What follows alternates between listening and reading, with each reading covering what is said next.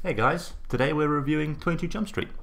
So we went to see it yesterday. It's been out for ages, but we finally got around to seeing it. Yeah, it's been out for a few weeks now, I think. And so we wanted to tell you about it. Love the first film. Absolutely. I don't know how many of you guys saw the first film, but definitely if you haven't, go check it out. Certainly watch it before the second one. Certainly watch it before the second one, but actually I think you could go see the second one because... Oh, absolutely. It's a standalone film. I mean, it doesn't need one. It's a lot funnier and a lot of the things you wouldn't get because if you hadn't seen one, but actually... you could watch it quite happily and it would be funny. Not to give too much away about the film and the review itself, but it's a good movie. Genuinely good movie. One of the certainly the funniest film I've seen this year, certainly in the cinema, and probably one of my favourite films in terms of that I've seen in a long time. I mean, it was genuinely hilarious. It was great, like really great. I mean, so the first thing I'd say is that it's packed full of really funny actors. Yeah, absolutely. You can't really go wrong with the lineup that it has. And they're so cohesive in terms of they all play off each other, they all work so well, and that's great. The two lead guys, Jonah Hill and Channing Tatum, Tatum, hilarious. It's Jonah Hill, you already know. It's a strange combination, but that's why it's so brilliant. That's what the film's about, really. Exactly. And it's just brilliant. It works so well. There's a lot to be said about it in general in terms of, there's so many dynamics to it. It doesn't just do one thing. It does lots of things. The movie made a lot of jokes that were very meta. I'm doing air quotes with my hands here, but I think it's called breaking the fourth wall. There were lots of jokes that were very much for the audience's benefit. Yeah, and that's where it comes into, you kind of have to have seen the first film as well. Because there were lots of jokes on the first film and taking the piss out of itself, as well as other films and other things that you might, if you happen to have seen that film, you'll be like, oh, I get that. That's like a quote from that. One of the jokes was referenced another movie that Channing Tatum had done. Yeah. And if you've seen that movie, I mean, it'll be lost on lots of people. Sure. And actually the joke itself, if you didn't know the reference, would still stand up. Yeah. But the fact that they slipped that reference in there is very funny, and it's really nice as a moviegoer to have that experience. Oh, it's lovely. I always think, from my perspective, what really makes a good film is not obviously that it's well directed, and all those things are obviously very important. But actually, it's just the little things. The little things that you walk away from afterwards and you say, I love the aesthetic, I loved how it all went, I loved the actors in it, whatever. But it was that moment, or those couple of moments. Those little bits that you just think those were gems, absolute gems that you don't get in other films. There were some. Completely sets it apart. And it had lots of those. It was fantastic. It really did.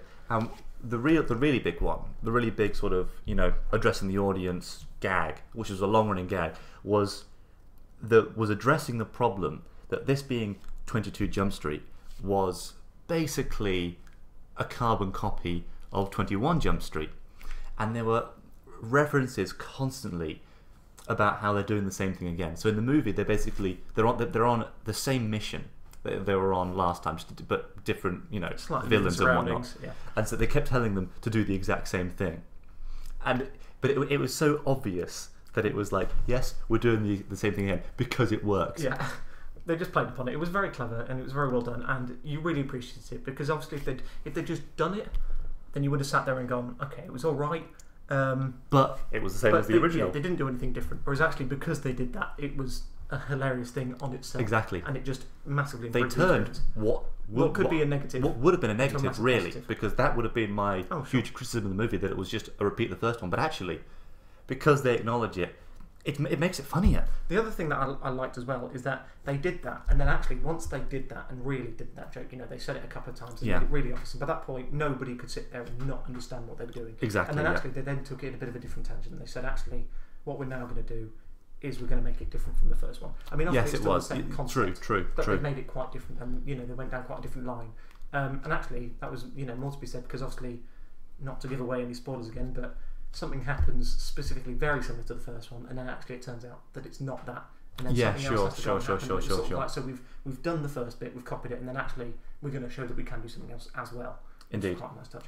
And I mean, the general pacing of the movie was brilliant. There were no moments really where I was getting bored. No.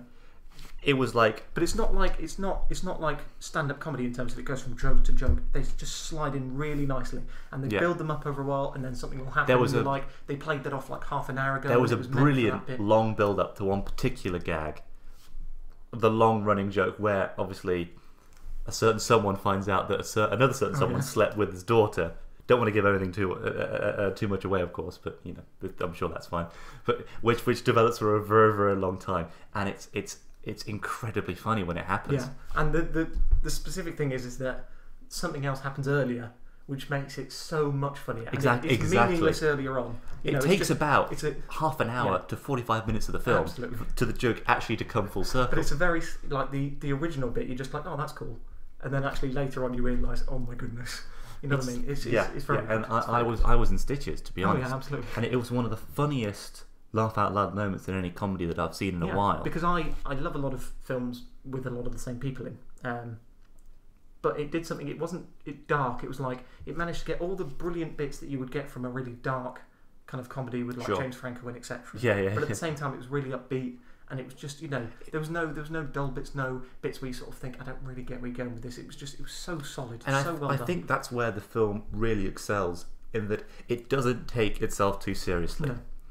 No. Which, I mean, there are lots of comedies that are really, really funny, joke, and then they try to include some kind of serious side to it, but it doesn't really work. Well, this movie was just pure tongue-in-cheek the whole way through. It's so light-hearted, which is brilliant, because that's what the movie is all about.